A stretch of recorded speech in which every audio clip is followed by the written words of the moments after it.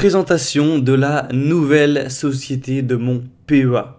Oui, j'ai ajouté une nouvelle société sur mon PEA et donc je vais te la présenter aujourd'hui. On va évaluer si c'est plutôt une bonne opportunité ou pas.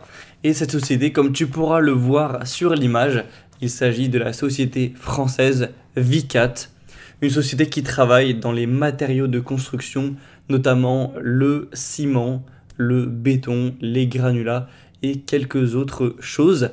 Donc comme tu pourras le voir sur l'écran, donc sur mon PEA, sur Fortuneo, j'ai ajouté cette nouvelle ligne tout en l'ayant remplacée en fait par une ancienne société donc, que j'ai vendue et j'ai à peu près mis la même valeur en termes d'argent sur donc cette nouvelle société.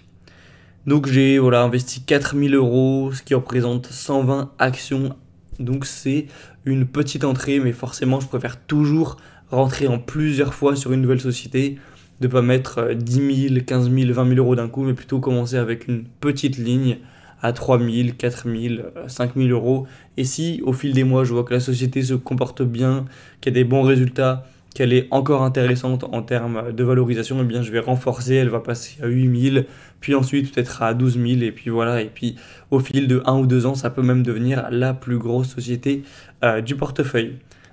Donc avant de commencer à voir les ratios de valorisation, etc., les éléments d'analyse fondamentale, je vais te présenter un petit peu la société, te montrer rapidement ce qu'elle fait, parce que là, contrairement à M6 que j'avais présenté il y a environ un mois, c'est pas une société que tout le monde connaît, donc voilà, faut faire une présentation, et moi-même je la connaissais pas de base avant de m'y intéresser. Donc petite anecdote, c'est Louis Vicat qui a plus ou moins inventé le ciment il y a plus de 200 ans, tout le nom de la société, donc c'est quand même plutôt un bon élément au niveau storytelling. La société a quasiment inventé le ciment, donc bon, c'est plutôt solide, surtout de savoir que c'était il y a 200 ans. Donc c'est une moyenne société, voilà, c'est une mid-cap. D'ailleurs, j'ai plus en tête exactement combien elle pèse, je vais aller regarder ça, mais il me semble que c'est peut-être 3 milliards. On va voir ça rapidement. Hop. Donc en termes de capitalisation, on est à 1,5 milliard, donc voilà, c'est clairement une mid-cap, voire une small cap si on considère avec le point de vue américain. Mais bon, voilà, en France, en dessous de 1 milliard, on considère que c'est une small cap, mais à 1,5 milliard, ça devient plutôt une mid cap. Enfin bref, donc c'est pas non plus une petite société, elle est quand même présente dans 12 pays, comme tu peux le voir. Il y a près de 10 000 collaborateurs, donc c'est quand même pas rien. Et on a un chiffre d'affaires de presque 4 milliards d'euros. Tu m'excuseras, je suis quand même un petit peu malade. C'est pas de chance de tomber malade en plein mois de juillet, mais bon, c'est comme ça. Ce que j'ai bien aimé aussi, c'est qu'on a le chiffre d'affaires qui est assez bien réparti à travers le monde.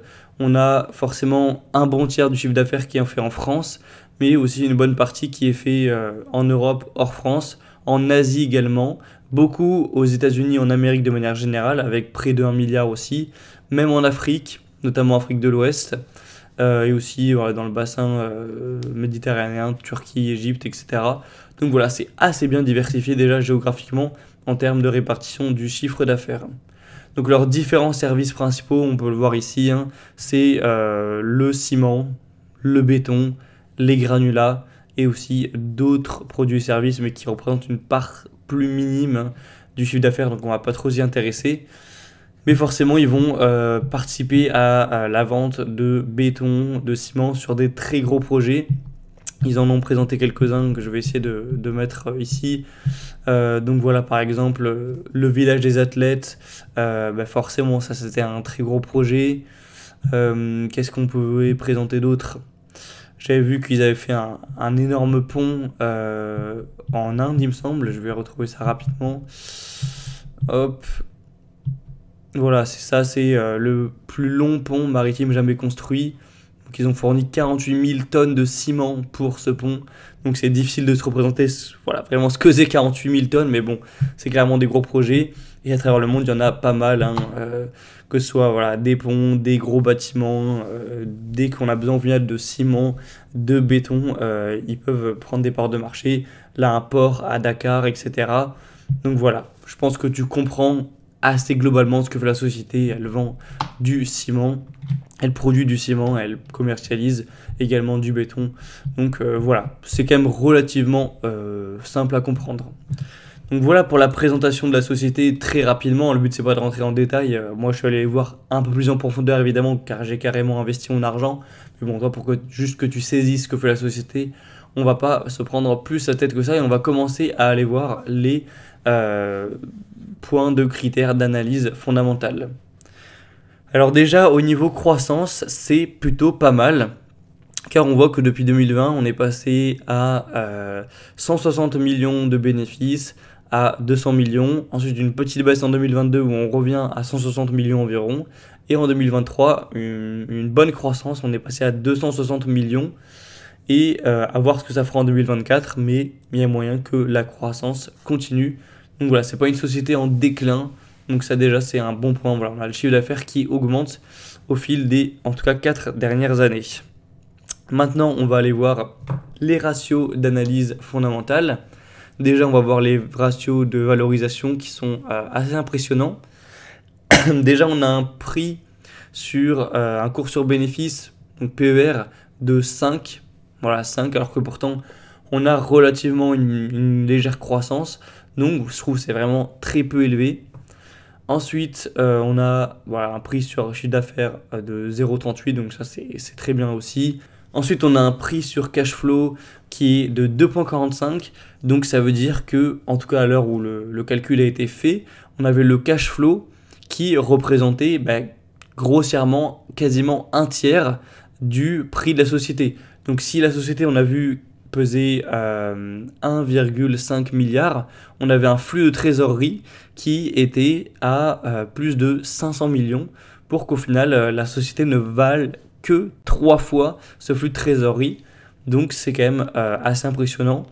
Voilà, il y a une bonne trésorerie tout simplement. Le price to book, donc le prix sur actif comptable, est à 0,54. Donc quand on prend tous les actifs de la société moins ses passifs, eh bien on voit que ça vaut du coup environ 3 milliards, alors que la société, elle, ne vaut que 1,5 milliard. Donc c'est assez intéressant aussi là. Donc vraiment, niveau ratio de valorisation, c'est très bon. Faible PER, faible prix sur cash flow, faible prix sur chiffre d'affaires, faible prix sur actif net. Donc c'est vraiment tout bon. Ensuite, bon, ça va être un petit peu plus négatif sur d'autres ratios. Tu vas voir, c'est pas tout rose non plus. Déjà, bon, on n'a pas une marge qui est phénoménale. On a une marge sur les 5 dernières années qui est à 6%. Donc c'est ok, hein, c'est suffisant, mais bon, c'est sûr que c'est pas waouh non plus. Ensuite, le return on equity est pas dingo.